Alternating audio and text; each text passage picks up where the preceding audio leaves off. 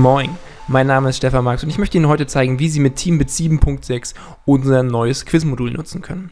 Auf www.teambits.de können Sie jederzeit eine kostenlose Demo-Version in Anspruch nehmen, um die Anwendung auch einmal selbst auszuprobieren.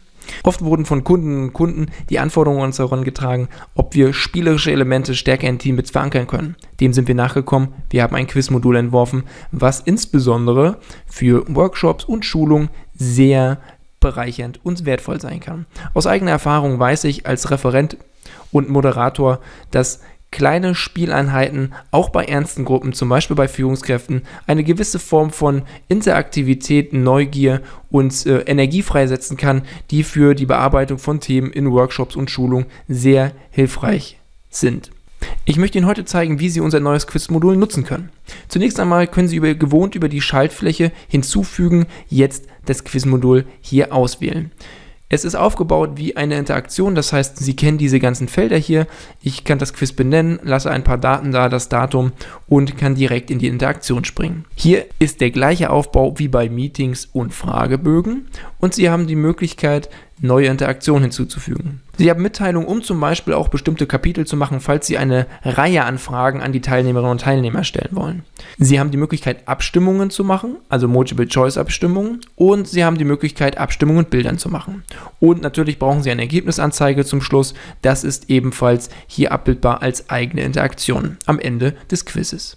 Wir springen an der Stelle, denn ich habe Ihnen was vorbereitet. Ein kurzes Quiz mit einer Mitteilung, 3 Fragen und der Ergebnisansicht. Ich möchte Ihnen ganz kurz die Unterschiede zu Meetings und Fragebögen zeigen. Wenn Sie eine Quizinteraktion anlegen, dann legen Sie ganz normal eine Frage fest, die Antwortmöglichkeiten und Sie können jetzt hier markieren, welche Antwort richtig ist, bzw. welche Antworten richtig sind. Und Sie legen eine Punkteanzahl fest, falls Sie das möchten. Ich habe mich einfach hier auf 3 Punkte geeinigt.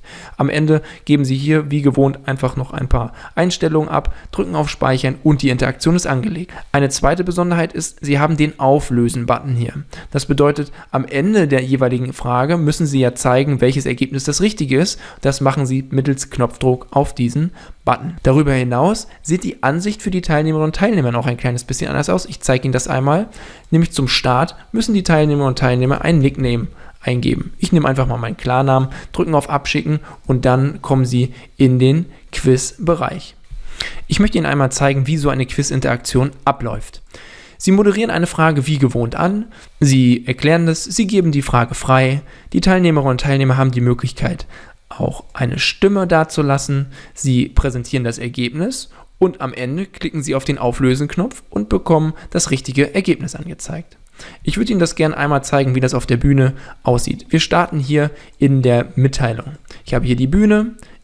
Mit der F11-Taste kann ich die Bühne in den Vollbildmodus schalten und ich durchlaufe jetzt einmal ein Quiz mit Ihnen. Ich moderiere die Frage an, was ist Scrum, habe 4 Antwortmöglichkeiten, gebe das den Teilnehmerinnen und Teilnehmern frei. Auch hier beschleunige ich das an der Stelle, zeige das Ergebnis an und kann dann per Knopfdruck auf den Auflösen-Button anzeigen lassen, welches Ergebnis das Richtige ist. Und springe zur nächsten Frage. Die Teilnehmerinnen und Teilnehmer die Frage kurz erklären, ihnen wieder Zeit geben zur Beantwortung, das Ergebnis anzeigen lassen und das richtige Ergebnis einblenden lassen mittels Druck auf den Auflösen-Button. Und bei der letzten Frage genauso. Bei dieser Frage sind 3 Antwortmöglichkeiten möglich. Auch da kriegen die Leute Zeit, in dem Fall ein bisschen mehr, weil mehr zu lesen ist. Ich lasse das Ergebnis anzeigen und ich kann mittels Knopfdruck die 3 richtigen Antwortmöglichkeiten anzeigen. Und was wäre ein Quiz, ohne am Ende zu sehen, wer eigentlich das Siegertreppchen bestiegen hat? Dazu haben Sie die Möglichkeit, über die Quizergebnisse sich am Ende anzeigen zu lassen, welche Teilnehmerinnen und Teilnehmer Ihres Quizzes die besten Resultate erzielt haben. Angezeigt wird der Nickname, die Punkteanzahl und die Geschwindigkeit, in der die Antworten gegeben worden sind. Bei Punktgleichheit entscheidet nämlich die Geschwindigkeit.